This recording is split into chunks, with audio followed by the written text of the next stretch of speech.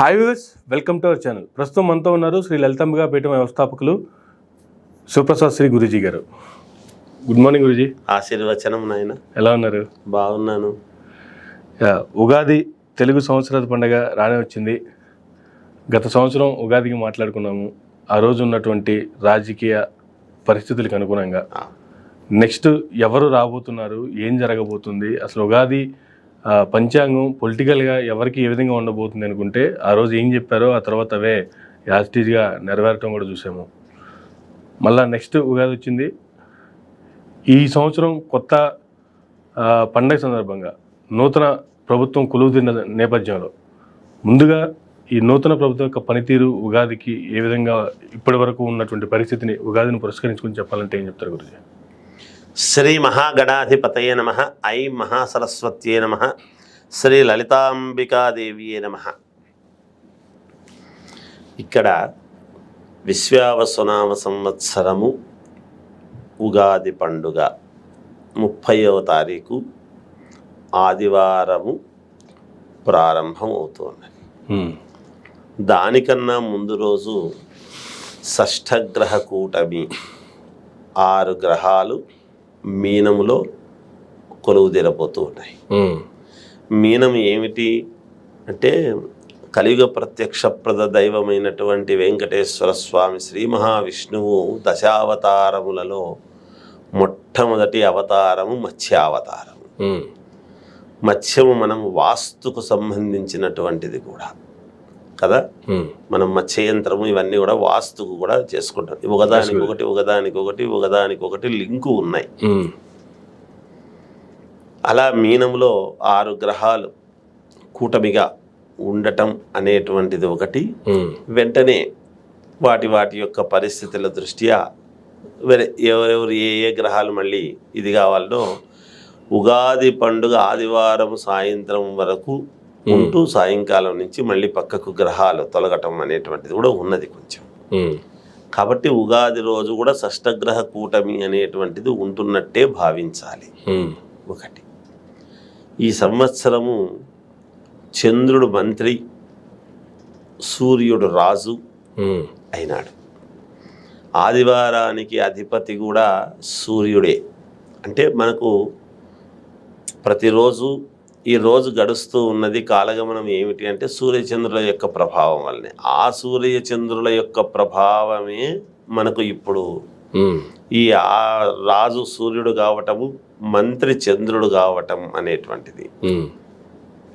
సరే, ఒక రకంగా ప్రభుత్వము, ఈ తెలుగు రాష్ట్రాల ప్రభుత్వాలు కొంతవరకు అనుకూలంగానే ముందుకు వెళతాయి. ఇబ్బంది ఏమీ లేదు. ఓకే. ఏది మన ఆంధ్రప్రదేశ్ విషయానికి వస్తే అనుకూలవంతంగానే చేసుకుంటూ చిన్న చిన్న ఒడిదుడుకులు అనేటువంటివి ఎవరికైనా సహజం. ఈ షష్ఠగ్రహ కూటమి నేను ఎప్పుడు గతంలో కూడా చాలాసార్లు చెప్పాను, బీజేపీ చాలా సంబరపడిపోతుంది, బీజేపీ అనుకూలతలు ఎక్కువగా ఉన్నాయి బీజేపీకి అని చెప్తూ వచ్చాను. మన ఇంటర్వ్యూల్లో చాలాసార్లు చెప్పిన కారణమే అది.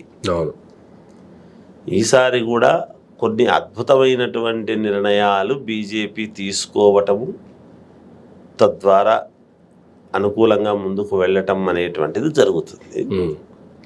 ఇక్కడ కేంద్ర రాష్ట్ర ప్రభుత్వాల విషయాలకు వచ్చేటప్పటికీ 6 గ్రహాలు పాపగ్రహాలు, 3 మాత్రమే శుభగ్రహాలు అవుతున్నాయి మనకు పంచాంగంలో ఈ సంవత్సరం. ఓకే. 6 పాపగ్రహాలైనాయి. మొత్తం మనకు 9 గ్రహాలు కదా. నవనాయకులలో 6 గ్రహాలేమో పాపగ్రహాలు, 3 మాత్రమే శుభగ్రహాలు ఉన్నాయి. అంటే దీనివల్ల ఏమిటి, మంత్రాంగముతో ఎంత జాగ్రత్తగా నడపాలి, చెయ్యాలి అని అనుకుంటూ ఉండినా ప్రకృతి సహకరించాల్సినటువంటి అవసరము ఉంటుంది. ఓకే. ప్రకృతి కూడా గ్రహాలకు అనుకూలంగానే కదా నడుస్తుంది. కాలానికి అనుకూలంగా కదా ప్రకృతి మారుతుంది. అంతే కదా. శీతాకాలం అని, ఎండాకాలం అని, వానాకాలం అని ఇలా చెబుతూ పోతాం మనం. అందువలన ఆ ప్రకృతి సహకరించేటువంటి దాంట్లో కొన్ని ఇబ్బందులు అనేటువంటివి వస్తాయి. ఏది ప్రభుత్వాలకు. ఆ ప్రకృతి అలా వచ్చినప్పుడు ఆ ప్రకృతిలో సహకరించినప్పుడు ఎవరు మాత్రం ఏం చేయగలుగుతారు అనేటువంటిది ఒకటి. ఇవి మామూలు ఇంకా జనరల్గా ఉండేటివి. అటు ఇటు రాజకీయాల పరంగా ఎవరెవరు ఏమేమి తీసుకుంటారో అలా తీసుకోవచ్చును వాళ్ళ సౌకర్యాన్ని బట్టి. ఏది ఏమైనా 6 పాపగ్రహాలు ఇవి ఉంటున్నప్పుడు ఎంతో జాగ్రత్తగా మంత్రాంగము చేస్తూ మంత్ర బుద్ధితో యంత్రాంగాన్ని అంతా కూడా నడిపించాల్సినటువంటి అవసరము ఉంటుంది అనేటువంటిది తెలుస్తూ ఉన్నది రాజకీయాల పరంగా. ఇక్కడ తెలంగాణ విషయానికి వచ్చేటప్పటికీ ఆగస్టు సమయంలో కాస్త అలజడి ఏదో రావచ్చును అనేటువంటిది తెలుస్తూ ఉన్నది. అది ఏ రూపకముగా అనేది చెప్పడం కష్టం. ఫలానా రూపకంగా అని అనలేము, కానీ కొంచెం రాజకీయాలు ఏవో కొంచెం వేడి ఎక్కుతాయి అనేటువంటిది స్పష్టమవుతూ ఉన్నది పరిస్థితి. ఇది చెప్పగలుగుతాం. అది కానీ 10 నెలల కాలం పూర్తి చేసుకున్నటువంటి కూటమి ప్రభుత్వం ఆంధ్రప్రదేశ్ రాష్ట్రంలో చూసుకుంటే ప్రజా వ్యతిరేకతను కూడా అలాగే సొంతం చేసుకుంటుంది అనేటువంటి వార్తలు కూడా కొంత ప్రజల నుంచి వ్యతిరేకత కూడా వస్తూ ఉన్నట్టు కనిపిస్తూ ఉంది. దీనికి గల కారణాలంటే ఏమన్నా చెప్పగలరా? ప్రజా వ్యతిరేకత అంటే మరి ప్రజలకు అనుకూలవంతమైనటువంటివి చెయ్యాలి అనుకుని చేస్తూ ఉన్నప్పుడు ప్రజా వ్యతిరేకత రాదు. అనుకూలంగా ఏదైనా అనుకున్నవి అమలు చేయటంలో చెందటంలో కానీ వాళ్ళ అభిప్రాయాలు ఏదైనా జరగకపోతే కానీ కదా వ్యతిరేకత అనేటువంటిది వస్తుంది. మరి అవి జాగ్రత్తగా నేను ఇప్పుడు చెప్తున్నాను కదా, గ్రహాలు ఇప్పుడు మనం ఒక సీటు సంపాదించుకోవడం కష్టం వచ్చింది, ఆ సీటు కాపాడుకోవడము కూడా అంతే కష్టము. దానికి తదనుగుణంగా నడుచుకోవాలి. మళ్ళీ ఈ సీటే ఉండేట్టుగా చూసుకోవాల్సిన బాధ్యత కూడా వాళ్ళదే కదా. అంతే కదా. అది ఒకరికి అని కాదు, ఎవ్వరికైనా మనం ఒక స్థానంలో కూర్చున్నప్పుడు ఆ స్థానానికి ఈయన అర్హుడు అని అనుకున్నప్పుడు ఆ స్థానంలో ఉన్నప్పుడు మనము చేసేటువంటి పనులు అందరికీ ఆమోదయోగ్యమైనటువంటివి. అందరికీ అంటే 100% ఎవరూ సంపాదించలేరు. కనీసము 60-65% సంపాదించిన కొంత అటు ఇటు ఉండేటువంటి వాళ్ళు కొంతమంది యాడ్ అవుతారు. పోనీలే అనుకునేటువంటి వాళ్ళు యాడ్ అయితే కదా ముందుకు వెళ్ళగలుగుతాం. అంతే కదా. సమాజంలో ఎవరైనా ఏ వ్యవస్థలోనైనా అంతే. అందువలన అవి మరి ప్రజలకు వ్యతిరేకతలు వస్తున్నాయి అంటే చూసుకోవాల్సినటువంటి బాధ్యత పాలకులది. ఎన్ని మాట్లాడినా అందరికీ అనుకూలముగా. ఇప్పుడు అనుకునేవాడు అనుకుంటాడులే నాకెందుకు లేని అనుకోకూడదు. అనుకుంటున్నటువంటి వాడు ఎందుకు అనుకుంటున్నాడు, నీకేం కావాలి, ఏమిటి అనేటువంటి ఆలోచనలతో వాళ్ళకేం కావాలి అనేది కూడా చూడాల్సిన బాధ్యత. ఒక ఊర్లో మనకు నచ్చని వాళ్ళు ఉండినా నచ్చిన వాళ్ళు ఉండినా ఆ ఊరికంతా కూడా మనకు ఆధిపత్యం ఇచ్చినప్పుడు ఊర్లో ఉండే అందరినీ సమానంగా చూడాల్సిన ధర్మం ఉంటుంది కదా. అంతే కదా. ఒకరూరికి ఒక న్యాయం ఉండదు కదా. అలా చేసుకుంటూ వెళితేనే మేలు జరుగుతుంది ఎప్పుడు కూడా అనేది చెప్పగలుగుతాం. చంద్రబాబు నాయుడు గారి గురించి మాట్లాడుకుంటే పర్టికులర్గా ఈ ఉగాది తర్వాత లేదు ఉగాదికి ఆయన యొక్క గ్రహాలకి అనుకూలంగా ఏ విధంగా ఆయన పరిస్థితులు రాబో కాలంలో ఉండబోతున్నాయి అంటే ఏం చెప్తారు సార్? అంటే ప్రస్తుతము ఇప్పుడు ఈ ఉగాదికి ఇప్పుడు ఉండేటువంటి పరిస్థితి, చంద్రుడు మంత్రి అయినాడు. ఆయన యొక్క దీన్ని బట్టి ఆయన జాతకాన్ని బట్టి గతంలో కూడా మనం చాలాసార్లు మాట్లాడుకున్నాం. జైల్లో ఉన్నప్పుడు కానీ బయటికి ఎప్పుడు వస్తాడు అని కానీ మళ్ళీ వెళ్ళే సూచనలు ఉన్నాయంటే ఇక వెళ్ళరు అనేటువంటి భావన కానీ మనం సుస్పష్టంగా చెప్పాం. మనం మైరా దాంట్లోనే చెప్పాం, మన మీడియాలోనే చెప్పాం. ఇంకా వెళ్ళరు కాని పని అది అని చెప్పాను. ఈయనకు ఇప్పుడు వచ్చినటువంటి ఇబ్బంది అయితే ఏమీ లేదు కానీ బాగుంది, అట్లా ఏమీ లేదు, యోగవంతముగానే ఉన్నది. ఈ ఇప్పుడు గ్రహస్థితులు ఇవన్నీ కూడా అనుకూలవంతముగా ఉన్నాయి, ఏమి ఇబ్బంది లేదు. మెంటల్గా టెన్షన్ అనేటువంటిది ఉంటుంది కొంచెం ఎక్కువగా ఆయనకు. అంటే ఆయన బాగా దీర్ఘాలోచన చేస్తాడు, ఇవన్నీ అనుభవరీత్యా చేసుకోవచ్చు, చేయొచ్చు. కానీ కొంత మెదడుకు ఒత్తిడి అనేటువంటిది ఎక్కువ ఉంటుంది.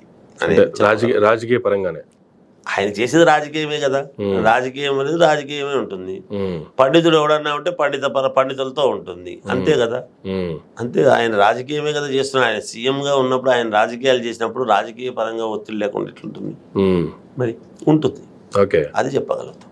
ప్రశాంతంగా ఏదో ఆనందంగా జీవితం గడుపుతాడు అనేటువంటిది లేదు, కానీ కొంచెం మెంటల్గా ఆయనకు ఎక్కువ స్ట్రెస్ అనేటువంటిది అయితే ఉంటుంది కాక ఉంటుంది. డీల్ చేస్తాడు, వెళ్తుంటాడు, జరుగుతుంది, ఏం పర్వాలేదు. కానీ దానివల్ల పర్సనల్గా ఆయనకు వచ్చిన ప్రాబ్లమ్స్ అయితే ఉండవు. పర్సనల్గా ప్రాబ్లమ్స్ ఏమీ ఉండేదానికి అవకాశాలు ఏమీ లేవు. ఒత్తిడి మాత్రమే ఉంటుంది. ఒత్తిడి ఉంటుంది, దానికి తదనుగుణంగానే ఆయన రాజకీయాలు చేస్తారు, అంతే. కానీ ఏ నిర్ణయాలైనా డేరింగ్గా డాషింగ్గా తీసుకునేటువంటి చంద్రబాబు నాయుడు గారు, ఆయనకి ఒక మంచి దార్శనికుడు, విజనరీ అయినటువంటి బిరుదులు కూడా ఉన్నాయి.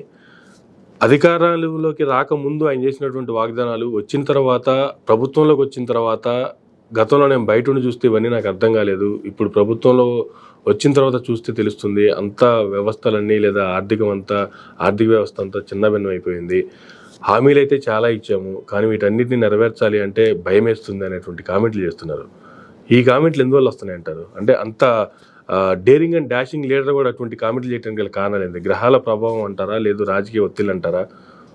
అంటే అట్లా కాదు, మనము దీన్ని 2 రకాలుగా చూడాల్సిన అవసరం ఉంటుంది. ఎందుకంటే మేము ఆయన జాతకము ఓవరాల్గా ఎలా ఉండబోతుంది ఏమిటి అనేది మేము చెప్పగలుగుతాం.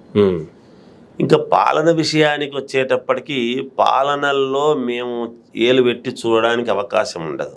అక్కడ ఉన్న పరిస్థితులు, అక్కడ డబ్బు దండిగా ఉంది, ఆయన అబద్ధం చెప్తున్నాడు, లేకపోతే డబ్బు తెచ్చుకోలేకపోతున్నాడు, ఇవి మేము మా స్థాయికి మాట్లాడాల్సినటువంటి మాటలు కాదు. ఆ స్టేజ్ ఎవరు వెళ్ళలేము, ఎవరు కూడా పాలనలో చూడలేము. ఇంకొకటి ఏం చెప్తాము అంటే, ఆర్థికమైనటువంటి ఇబ్బందులు అనేటువంటివి ఎక్కడైనా ఉంటాయి, ఏ రాష్ట్రంలోనైనా ఉంటేనే కదా ప్రతి సీఎం కూడా ఎక్కడో ఒక చోట అప్పులు తెచ్చుకోవడం చేయడం జరుగుతూ ఉంటుంది.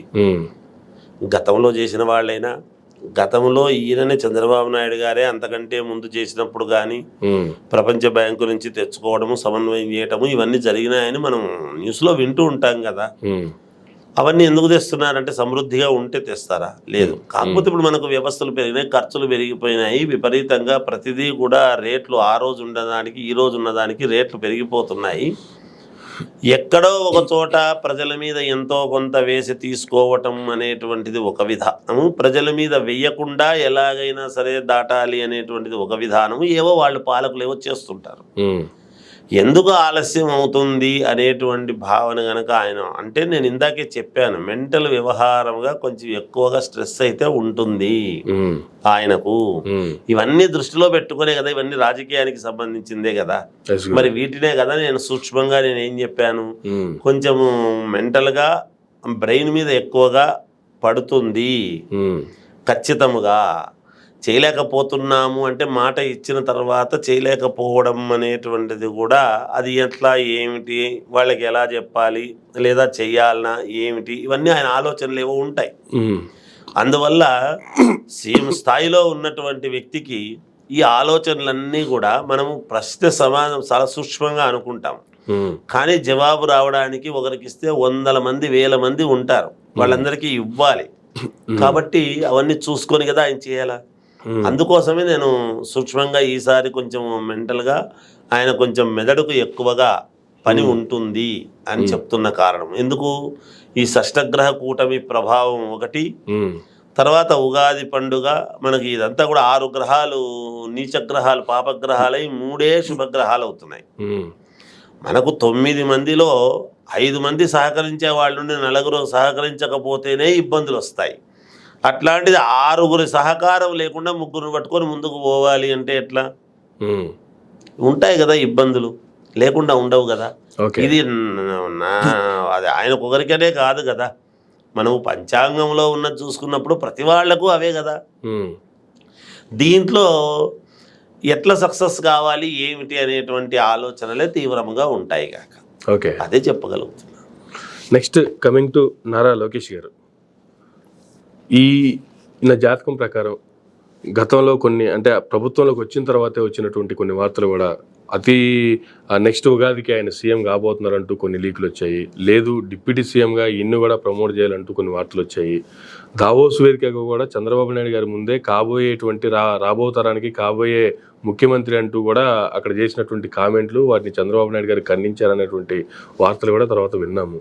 సో నారా లోకేష్ గారి జాతకం ప్రకారం ఆయనకి సీఎం అయ్యే అవకాశం ఉందా లేదా, కంటిన్యూగా చంద్రబాబు నాయుడు గారు ఉండే అవకాశాలు ఉన్నాయా?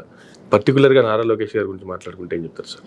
పర్టికులర్గా నారా లోకేష్ గారి గురించి మాట్లాడాలి అంటే ఆయన జాతకం బాగుంది. 2029 నెక్స్ట్ ఎలక్షన్ల వరకు ఇప్పుడు ఎలా అయితే ఉన్నాడో అలాగే కంటిన్యూ అవుతారు ఆయన. ఓకే. కాకపోతే కొంచెము అటు ఇటు విమర్శించేటువంటి వాళ్ళు ఉంటారు కాబట్టి విమర్శలు అనేటువంటివి వస్తూ ఉంటాయి ఆయన మీద సహజంగానే. ఆయన మీద ఏవో జరిగేటివి జరుగుతూ ఉంటాయి, వచ్చేటి వస్తూ ఉంటాయి, ఆయన చెప్పే సమాధానాలు చెప్తూ ఉంటాడు. ఇంకా కొంచెము తీవ్రముగా పరిణతి చెందేటువంటి విధముగా ముందుకు వెళతాడు అనేటువంటిది అయితే సుస్పష్టం ఆయనకున్న జాతక ప్రకారంగా. ఆయన దీన్ని బట్టి అనుకూలాన్ని బట్టి ఇప్పుడు ఉన్నటువంటి ఇదితో ఇలాగే ముందుకు కంటిన్యూ అవుతుంది తప్ప ఏదో వెంటనే ఏదో అది ఇది అనేటువంటిది ఉంటుందని అనుకోవడానికి లేదు. అట్లా ఏమీ ఉండదు. ఓకే, అది సూక్ష్మంగా చెప్పొచ్చు మనం, అంతే. దానికి మళ్ళీ మనం ఎంత వ్యాఖ్యానాలు చేసి ఎంత అటు తిప్పి ఇటు తిప్పి ఏమి చేసినా ఆయన యోగము గతంలో కూడా అనుకున్నాము, మంచి యోగం ఉంది, ఖచ్చితంగా గెలుస్తాడు, మేలు జరుగుతుంది అనేటువంటిదే అనుకున్నాం. ఖచ్చితంగా ఇప్పుడు కూడా ఇప్పుడు ఈ స్థాయిలో ఇట్లాగే ముందుకు వెళతాడు. ఇంకా కొంచెం పరిణతి చెందే విధముగా ఏమిటి అనేటువంటిది చూసుకుంటూ ముందుకు వెళతాడు. కానీ ఈలోగా కొన్ని ఈ ట్రోల్స్ ఆయన మీద జరిగేట్టు జరుగుతూ ఉంటాయి, అలా ఇలా అనేటువంటివన్నీ అంటూ ఉంటారు, సహజం అది. ఇంకా ఒక దాంట్లో ఉన్నప్పుడు జనరల్ గా ప్రతిపక్షం వాళ్ళు ట్రోలింగ్ చేశారు, లేదంటే ఆయన అంటే గిట్టినటువంటి ఓటర్స్ ట్రోల్ చేశారు అనుకుంటే దట్ ఈస్ డిఫరెంట్ ఇష్యూ. కానీ కాబోయే సీఎం లేదు, ఆయనకి డిప్యూటీ సీఎం అయ్యే అర్హతలు ఎక్కువ ఉన్నాయి, లేదు సీఎం అయ్యే అర్హతలు ఆయనకి చాలా పుష్కలంగా ఉన్నాయి, లైక్ పాదయాత్ర చేశారు, రాష్ట్రం అంతా తిరిగారు, పార్టీని అధికారంలోకి తీసుకురావడానికి చాలా కష్టపడ్డారు, ఆయన పాదయాత్ర వల్లే ఆయన చేసిన కృషి వల్లే ఈరోజు మళ్ళీ పార్టీ అధికారంలోకి వచ్చింది, దట్టు మంగళగిరిలో ఆయన నిలబడి అంత భారీ మెజారిటీతో గెలవగలిగారు అంటే ఆయన చేసిన కృషి అనేటువంటివి వాళ్ళ చుట్టూ ఉన్నటువంటి ఆ కోటరే మాట్లాడుతున్నటువంటి మాటలే కదా. వీటిని కూడా అలాగే కొట్టిపడేయాలా, వీటిని కూడా కామెంట్లు అనుకోవాలా, లేదంటే వీటిని ఎలా చూడాలి? అసలు కొట్టిపడేయాల్సింది ఏమీ లేదు. ఇక్కడ ఏమవుతుంది అంటే ఇప్పుడు ఇక్కడ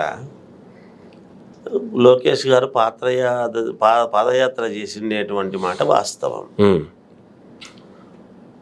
ఆనాడు తెలుగుదేశం ప్రభుత్వం నిజానికి చంద్రబాబు నాయుడు గారు అంతకుముందు పాదయాత్ర చేశారు. సరే, చంద్రబాబు నాయుడు గారి యొక్క వయస్సు, ఆయన వయోధర్మము అది చూసినప్పుడు లోకేష్ గారు ఒక నిర్ణయం తీసుకున్నాడు, నేను పాదయాత్ర చెయ్యాలి అని. చేశారు, చేసింది బాగా. అది కొంతమంది తన అభిమానులను, తెలుగుదేశం పార్టీ కార్యకర్తలను బాగా ఉత్తేజపరచడానికి ఎంతో దానికి ఉపయోగం అనేది జరిగింది కాబట్టి కొంతమంది అభిమానులు ఉన్నప్పుడు కావాలి అని వాళ్ళ అభిమానులు కోరుకోవడంలో తప్పు లేదు, అంతే కదా. ఎవరి అభిమానులైనా ఒకరి అభిమానులు వాళ్ళకు సంబంధించినటువంటి వ్యక్తి కావాలి అని కోరుకోవడంలో ఏమీ తప్పు ఉండదు. అయితే ఒక చోట ఒక పద్ధతి, ఒక విధానము అనేటువంటిది ఒక ఇది ఉన్నప్పుడు దానికి కట్టుబడి సరేలేని ఉండాల్సిన ధర్మం కూడా ఉంటుంది. అది లోకేష్ గారి అభిప్రాయం కాదు, లోకేష్ గారిని అభిమానించేటువంటి కార్యకర్తల యొక్క అభిమానం. ఏదో ఒక రోజు నెరవేరుతుంది, నెరవేరకుండా పోదు భవిష్యత్తులో అనేటువంటిది అయితే అది వాళ్ళకున్న నమ్మకం కాబట్టి అంటూ ఉంటారు. దాని తప్పు లేదు కదా అనుకోవడంలో. ప్రతిపక్షాలు అంటున్నాయి, చేస్తున్నాయి, ఇంకోరు అంటున్నారు అంటే రాజకీయం కదా. రాజకీయం ఎప్పుడూ అవే మాట్లాడతారు. ప్రతిపక్షాలు కూడా మనల్ని విమర్శించకుండా నువ్వే గొప్పవాడి వేరే తట్టయితే ప్రతిపక్షం ఎందుకు? ఇంకా ప్రతిపక్షం కూడా మనల్ని పొగడాలి అంటే ఇంకా ప్రతిపక్షం మనల్ని పొగుడుతున్నప్పుడు ఇంకా ప్రతిపక్షంతో పనే ఉంది. అట్లా ఎవరు పొగుడుతారు సమాజంలో? కాదు కదా, ఎవరి అభిప్రాయాలు వాళ్ళకు ఉంటాయి, మరి వాళ్ళు అనేటివి అంటారు. అది ప్రతిదీ కూడా విమర్శలు కూడా మనము దాన్ని అనుకూలంగానే తీసుకోవాలి. పదవుల్లో ఉన్నప్పుడు ఏది చెడ్డగా తీసుకోరాదు. ఒకవేళ వాళ్ళు ఏదైనా అన్నా కూడా అనుకూలంగా తీసుకొని దానికి అనుకూలంగా మనం ఏం సమాధానం చెప్పాలి అని చేతల్లో చేసుకుంటూ వెళ్ళాలి తప్ప ఈ ఊరికే మనం పోట్లాడితే వచ్చేది ఏమి ఉండదు దానివల్ల. అదే ఉద్దేశంతోనే ముందుకు వెళతారు అని నేను అనుకుంటున్నాను. నెక్స్ట్ పవన్ కళ్యాణ్ గారి గురించి మాట్లాడుకుంటే ఏం చెప్తారు సార్? పవన్ కళ్యాణ్ గారిది చాలా బాగుంది. యువతను నేను గతంలో చెప్పా, ఇప్పుడు కూడా చెప్తున్నాను, యువతకు అద్భుతమైనటువంటి మార్గదర్శకుడు అవుతాడు ఆయన, అందులో సందేహం ఏమీ లేదు. ఇప్పుడు రాజకీయాల్లోకి ఆయనకు వచ్చినటువంటి విధానము కానీ ఒక మార్పు కోసం అనేటువంటిది ఒకటి పెట్టుకున్నాడు లోపల. పెట్టుకొని దానికి తదనుగుణంగా ఓపికతో రాగానే ఎవడు గెలవడు. 1-2 దెబ్బలు తగిలి చేసి కరడుగట్టి దాన్ని తీవ్రంగా నిలదొక్కుని ఉండగలిగినాడు, నిలబడగలిగినాడు అంటే అది యోగం అనేటువంటిది ఉంటేనే నిలబడగలుగుతాడు మనిషి ఎప్పుడు కూడా. తనకంటూ ఒక ప్రత్యేకమైనటువంటి ఒక విధానము, ఒక ప్రత్యేకమైన అజెండా అనేటువంటివి రెండూ పెట్టుకొని ముందుకు వెళుతూ ఉన్నాడు. భవిష్యత్తు తరాల వాళ్ళు, అద్భుతమైనటువంటి యువతంతా కూడా రాజకీయాల వైపు ఒక్కసారి వెళదాము మనం అందరము కూడా అనేటువంటి దానికి దోహదపడతారు. పవన్ కళ్యాణ్ గారి ముందు రాజకీయాలు వేరు, పవన్ కళ్యాణ్ గారు వచ్చిన తర్వాత రాజకీయాలు వేరు అనేటువంటి విధముగా ఒక వరవడి చేస్తాడు అనేటువంటిది నాకున్న, ఆయన జాతక ప్రకారంగా నాకున్న అభిప్రాయం, ఉన్న వాస్తవం. ఏదో ఒకరిని పొగిడితే మనకు వచ్చేది లేదు, ఒకరిని చేస్తే ఇదయ్యేది లేదు. కాకపోతే ఒక పద్ధతిగా, ఒక విధానముగా సంపాదించుకోవాలి అనేటువంటి ఉద్దేశంతో వచ్చినవాడు కాదు.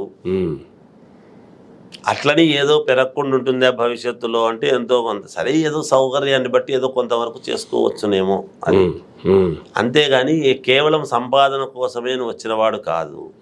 తనకంటూ ఒక ఇది పెట్టుకున్నాడు, ఒక జాగ్రత్తగా ముందుకు వెళుతున్నాడు, మంచి భవిష్యత్తే ఉంది అనేదైతే నేను చెప్పగలుగుతా. ఇంకొక 15 సంవత్సరాల పాటు బాగుంది, యోగమే ఉంది పవన్ కళ్యాణ్ గారికి, బాగుంది. ఆయనతో ఎవరు కలిసినా బాగానే ఉంటుంది అనేటువంటిది చెప్పగలుగుతాను.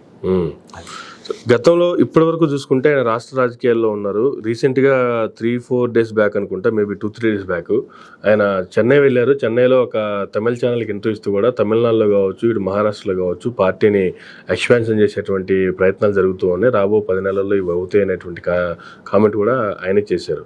సో జాతీయ రాజకీయాల్లో ఆయన ఎంట్రీ ఎలా ఉండబోతుంది? రాష్ట్రంలో రాణించినట్లుగానే జాతీయ రాజకీయాల్లో కూడా రాణించే అవకాశం ఉందా ఆయన జాతక ప్రకారం అంటే ఏం చెప్తారు సార్? ఖచ్చితంగా ఉంది, 100% ఉంది. ఆయన జనసేన అనేటువంటి పార్టీని ఆంధ్రప్రదేశ్లో మాత్రమే పెట్టాడు అని అనుకుంటున్నాము. రేపు ఖచ్చితంగా అది జాతీయ పార్టీగా ఆవిర్భావం చెందే విధంగా చేసుకుంటాడు. ఎవ్వరి దాంట్లోకి ఆయన మెర్జ్ కాడు. తనదంటూ ప్రత్యేకం అనేటువంటిదే పెట్టుకుంటాడు. అది ఖచ్చితంగా అన్ని రాష్ట్రాలు తన ప్రభావంతో తిరిగి చేసుకుంటాడు కూడా. రేపు భవిష్యత్తులో కేంద్రంలో కీలకంగా మారేదానికి కూడా ఎక్కువగా అవకాశాలు ఉన్నాయి, లేవని కాదు. అన్ని రాష్ట్రాల్లోనూ తన వంతు తన ముద్ర వేసేదానికి ప్రయత్నాలు చేస్తాడు గాక. ఈ రేపు రాబోయే ఎలక్షన్ల లోపలనే ఆయన 2027కు చాలా విశ్వరూపం అనేటువంటిది ఒకటి ఉంటుంది, చూస్తారు. కొంచెం వేరే మారుతుంది వ్యవహారం. ఈ 2027 మనం ఇప్పుడు 25లో ఉన్నాము. 26 ఆగస్టు తర్వాతనే కొన్ని వేరే ఆలోచనలు కూడా వస్తాయి ఆయనకు. ఒక విస్తృతి చేయటం అనేటువంటిది చేస్తాడు కూడా, ఖచ్చితంగా చేస్తాడు. దానికి సంబంధించినటువంటి విధానం అన్ని రాష్ట్రాలకు చాలా ఉధృతిగా వెళ్ళి అన్ని చోట్ల ఇచ్చేయడానికి చూస్తాడు. అట్లే ఆయనకు భద్రత కూడా చాలా అవసరం. భవిష్యత్తులో చాలా భద్రత అనేది చాలా అవసరం. ఎందుకంటే ఆయన గ్రహస్థితుల ప్రకారంగా కానీ, ఆయన యోగం ప్రకారంగా కానీ చూసినప్పుడు ఖచ్చితంగా అవసరం. ఇప్పుడు దేవాలయానికి, దేవుడికి మనం చుట్టూ భద్రత అనేది ఎందుకు పెట్టుకుంటాం? మన ఇంటికి కాంపౌండ్ పెట్టుకునేసి చుట్టూ మనము ఒక ఇది ఎలక్ట్రికల్ ఇది ఎందుకు పెట్టుకుంటాము, ఓ భద్రత. అటువంటి మంచి భద్రత అనేది అయితే చాలా అవసరం పవన్ కళ్యాణ్ గారికి అని నేను చెప్పగలుగుతాను జాతక రీత్యా. సో రాబో రోజుల్లో మరింత ఎక్కువగా పవన్ కళ్యాణ్ గారికి ఇది చూడబోతున్నాం అంటారు దేశవ్యాప్తంగా? ఖచ్చితముగా దేశ నాయకుడు. ఇప్పుడు ఎక్కడో గ్రామంలో పుడతారండి, వాళ్ళు వాళ్ళ వ్యక్తిత్వంలో అంచెలంచెలుగా ఎదుగుతూ, ఉదాహరణకు మనం వెంకయ్య నాయుడు గారు ఉన్నారు, మహానుభావుడు.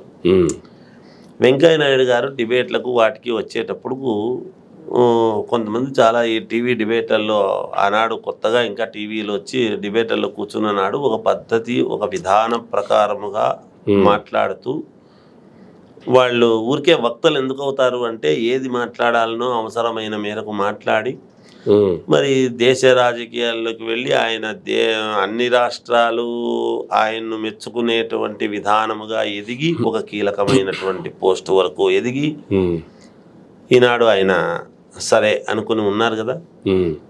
అది గొప్ప విషయం కదా, ఎన్ని మాట్లాడినా. అలా గొప్పగా ఈనాడు మోడీ గారు కూడా ఎక్కడో మారుమూలన గ్రామంలో పుట్టి గొప్పవాడై ఈనాడు ప్రధానమంత్రి అయి చేస్తున్నారు అంటే గొప్ప విషయం కదా. అలా కొంతమంది యావత్ ప్రపంచమంతా కూడా గర్వించదగ్గ మనుషులు కొంతమంది తయారవుతారు. అట్లా వాళ్ళల్లో పవన్ కళ్యాణ్ గారు తప్పకుండా 100% ఉంటారు నా అభిప్రాయం. ఎందుకంటే ఆయనకున్న గ్రహస్థితులు అలాంటివి, అంతే. ముఖ్యంగా ఆయన జాతకంలో ఉండే గ్రహస్థితులు అంతే. అది ఓకే. సో అధికార పార్టీకి సంబంధించినటువంటి కీలక నేతల యొక్క జాతకాలు, వాళ్ళ భవిష్యత్తు ఏ విధంగా ఉండబోతుంది అనేది మాట్లాడుకున్నాం. ప్రతిపక్ష పార్టీకి సంబంధించినటువంటి జగన్మోహన్ రెడ్డి గారి గురించి మాట్లాడుకుంటే ఆయన జాతకం ప్రకారం ఏం చెప్తారు సార్? జగన్మోహన్ రెడ్డి గారి జాతకం కూడా నిజంగా అద్భుతమైనటువంటిది, చాలా మొండి జాతకం. ఓకే. కొంచెము అంటే అవే గ్రహస్థితులే కదా ఉంటాయి. మనము ప్రతి మనిషిలో కూడా మన భారతదేశం అనే కాదు, ప్రపంచంలో ఎవరికైనా ఒక పుట్టుక అని ఉన్నప్పుడు, పుట్టినప్పుడు ఒక లగ్నంలో పుట్టడం అనేటువంటిది ఉంటుంది. ఆ లగ్న ప్రభావము ఆ పుట్టినటువంటి జాతక సమయంలో ఉండేటువంటి గ్రహస్థితుల ప్రభావము చేత భవిష్యత్తులో ఏం సంగతి అనేది తెలుస్తుంది. జగన్మోహన్ రెడ్డి గారి జాతకము కూడా చాలా యోగవంతమైంది. ఓకే, చాలా యోగవంతమైంది.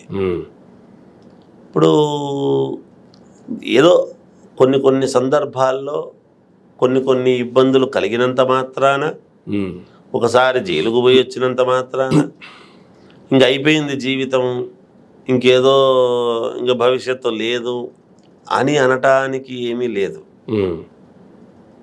మంచి జాతకుడే, యోగవంతమైన జాతకమే. చాలా మొండి జాతకాలు ఇలాంటివి కొంచెం టిపికల్గా ఉంటాయి కొంతమందివి.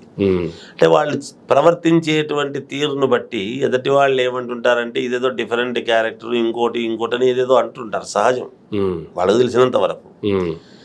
గ్రహాలు మొండివి అయినప్పుడు, మొండిగా ఉన్నప్పుడు ఆ మనిషిని చాలా మొండి మనిషినిగా చేస్తారు. ఆయన జాతకము కూడా భవిష్యత్తులో చాలా మంచి యోగవంతమైన జాతకమే. ఓకే, చాలా బాగుంది. కాకపోతే ఇప్పుడు దేవుడైనా కూడా పల్లకి మోసేటువంటి వాడు ఎటు తీసుకెళ్తే అటు పోతాడు, అంతే కదా. ఇలా పోవాలి అలా పోవాలి అనేటువంటిది ఉండదు, వాళ్ళ అవసరం రీత్యా. అలా కొంతమంది ఆయన్ను కొంచెం తప్పుదారిని పట్టించడం అనేటువంటి దాని వలన ఇబ్బందులు. ఎవరినో ఒకరిని నమ్ముకోక తప్పదు కదా ఒక మనిషి అనేటువంటి వాడు. కొంత ఎప్పుడు జరుగుతాయి అంటే మనము కేవలం ఒకరిని అంటాము అని కాదు, కానీ ఎప్పుడైనా ఒక విధానం అనేటువంటిది ఉంటుంది. యోగాలు ఎప్పుడు తప్పిపోతాయంటే మన చుట్టూ ఉండేటువంటి వాళ్ళు, నేను గతంలో కూడా ఈ మాట అన్నా, అందరూ గెలిస్తేనే మనం గెలిచినట్టు, మనం ఒక్కరు గెలిస్తే గెలిచినట్టు కాదు. అంతే కదా. ఒక స్థాయి రావాలి అన్నప్పుడు అందరూ పని చేయాలి, అందరూ బాగా చేయాలి. దాంట్లో చాలామంది బాగా చేసిన వాళ్ళు కూడా ఉంటారు. ఎక్కడో చేయని వాళ్ళ వల్ల కొన్ని ఇబ్బందులు వస్తూ ఉంటాయి. అవి జాగ్రత్తలు తీసుకోకపోతేనే ఎదుటి వాళ్ళకు అడ్వాంటేజ్ అవుతుంది, అంతే. ఏం లేదు, సింపుల్. ఏ ప్రభుత్వం అయినంత ప్రభుత్వం ఉన్నప్పుడు, ఆ ప్రభుత్వంలో ఉన్నప్పుడు మనం ఏం చేస్తున్నాము అనేటువంటిది ఒక్కసారి ప్రజలతో ముఖాముఖి. రాజశేఖర రెడ్డి గారు ప్రజలతో ముఖాముఖి అని రచ్చబండ అని పెట్టుకొని వెళ్ళేటువంటి తత్వం ఉండింది. అవును. అలా ప్రజలతో ములాఖత్ కాకుండా ఉండటం వలన ఇబ్బంది కదా.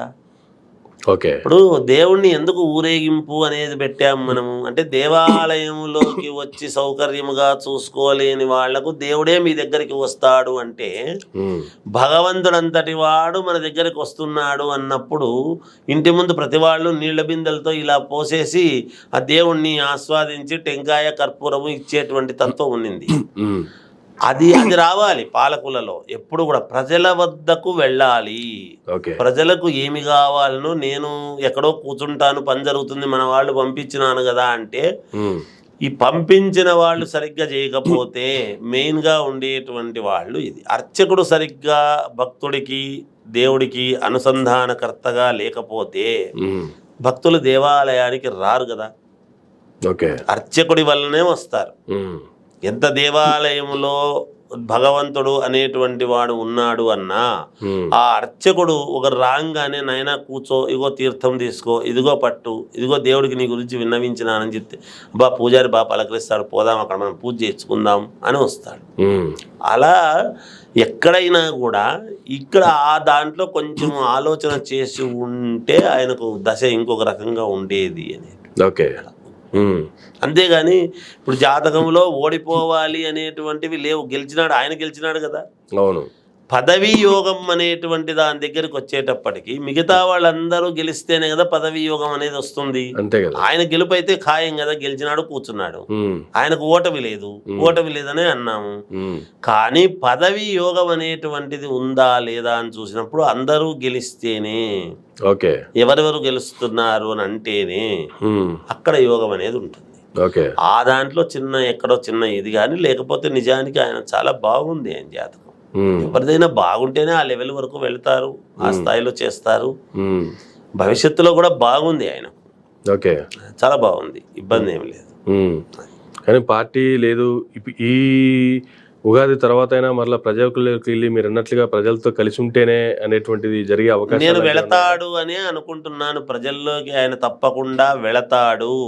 ఏది ఇప్పుడు ఏదో ఒక సందర్భము అనేటువంటిది కాకుండా నిజంగా మళ్ళీ ఆయన పాదయాత్ర లాంటిది గనక చేపట్టాడు అంటే వాస్తవంగా ఆయనకు తిరుగులేదు. మేము జాతకాలే చూసి చెప్తాం, మాకు అందరు సమానం. మళ్ళీ ప్రజల్లో గనక పాదయాత్ర అంటూ మొదలు పెట్టాడు అంటే ఆయనకు వయస్సు ఉంది, ఆ కలేజా ఉంది, చేయడానికి అనుకూలంగా ఉంది, చేయగలిగినాడు అంటే మాత్రం మిగతా అవన్నీ వర్ధుడుకులు ప్రతి వాళ్ళు ఇప్పుడు 100 మంది ఉంటే 100 మంది మన ఇంట్లో వాళ్ళే అందరూ మనం చెప్పినట్టు వినరండి. ఎవరి అభిప్రాయాలు వాళ్ళకు ఉంటాయి, తప్పులేదు. లోకో భిన్న రుచి సమాజంలో ఉండవా? అన్ని పార్టీలు ఉన్నప్పుడు ఒక పార్టీకి నచ్చిన వాళ్ళు ఇంకో పార్టీకి నచ్చిన వాళ్ళు ఉంటారు, తప్పులేదు. కానీ ఏ పార్టీకి నచ్చిన వాళ్ళైనా ఆ పార్టీకి నచ్చి ఎందరి వాళ్ళు కూడా మన పార్టీ వాళ్ళు మనల్ని ఎట్లా మెచ్చుకుంటారు, ఆ పార్టీ వాళ్ళు కూడా అయ్యో పర్వాలేదు నిజమే మనం అప్పుడు తప్పుగా అనుకున్నాము అనేటువంటి అభిప్రాయం కలిగించుకోవాల్సినటువంటి బాధ్యత మన మీదనే ఉంటుంది కదా. అంతే కదా.